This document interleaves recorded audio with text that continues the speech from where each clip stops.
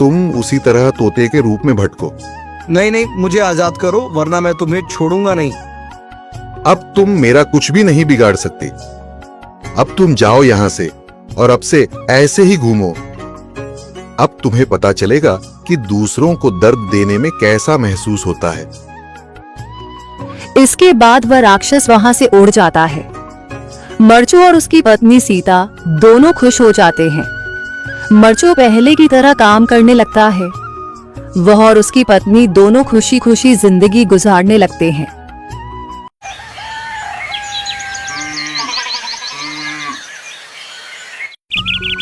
मरचू जंगल से लकड़ियां काटकर बाजार में बेचने गया, लेकिन उसे लकड़ियों के अच्छे दाम नहीं मिले।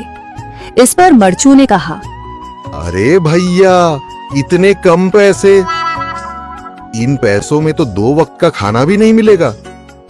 आप मुझे बहुत ही कम पैसे देते हैं।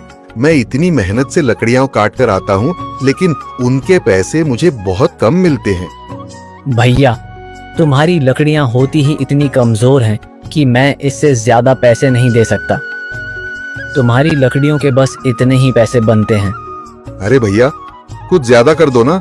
वो क्या है ना कि इन पैसों का तो कुछ भी नहीं आता। मैं अपनी जिंदगी कैसे गुजारूंगा? भैया, तुम जाकर अच्छी लकड़ियां लाओ, तभी इन लकड़ियों का अच्छा दाम मिल पाएगा, वरना इन लकड़ियों का तो यही दाम है। ये सुनकर मरचू बहुत ज्यादा परेशान हो गया और पैसे लेकर किराने की दुकान से सामान खरीदकर घर आ गया। घर पहुंचते ही मरचू की पत्नी सीता ने कहा, अरे जी, सामान ले आए आप? हाँ जी, सामान ले आया हूँ। सीता के चेहरे पर खुशी छा जाती है, लेकिन जब उसने सामान देखा, जी, इसमें तो बहुत थोड़ा सामान है। हाँ सीता, मुझे पता है कि यह सामान बहुत थोड़ा है, लेकिन मैं क्या करूं? मेरे पास जितने पैसे थे, मैं उतने का ही सामान लेकर आ गया हूँ। इस तरह हमारा गुजारा कैसे हो पाएगा जी? आपको तो पता ही है कि हम कितनी मुश्किलों से गुजारा करते हैं। हाँ हाँ, मुझे पता है, लेकिन मैं कर भी क्या सकता हूँ? मेरे पास इतने पैसे ही नहीं कि हम एक अच्छी जिंदगी गुजार सकें।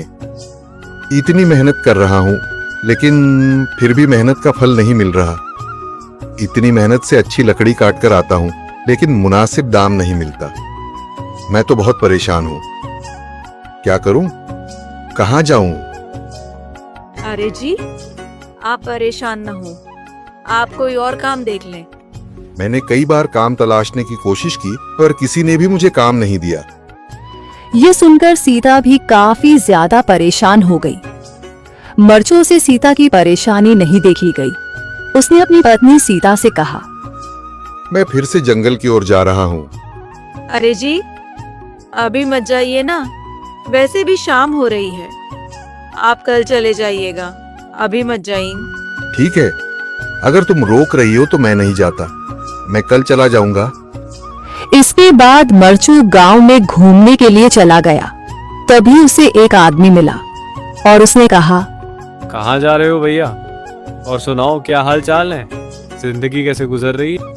अरे भैया, तुम्हें तो पता है कि लकड़ियां काटकर कैसे गुजारा होता है। हाँ भैया, तुम सही कह रहे हो। और आसपास के जंगलों में अच्छी लकड़ियां भी नहीं है। इसके लिए तो जंगल के अंदर जाना पड़ेगा। पर जंगल के अंदर तो काफी सारे जंगली जानवर होंगे। मुझे बहुत डर लगता है भैया, मैं जंगल में कैसे जाऊंगा? हाँ भैया, जंगली जानवर तो होंगे, लेकिन अच्छी लकड़ियां तो वहीं से ही मिलेंगी।